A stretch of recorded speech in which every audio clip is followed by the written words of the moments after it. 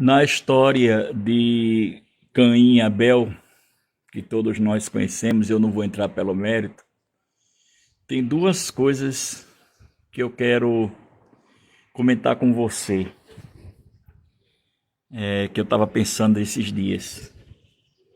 A primeira é que Caim não cometeu um crime de assassinato.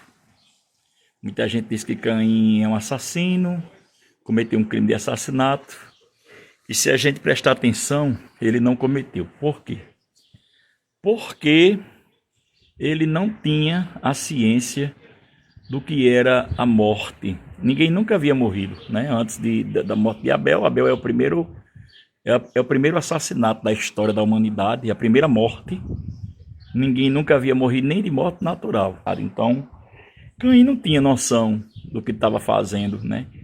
Quando matou o irmão, que a Bíblia nem diz de qual, a maneira como ele cometeu, né, esse assassinato.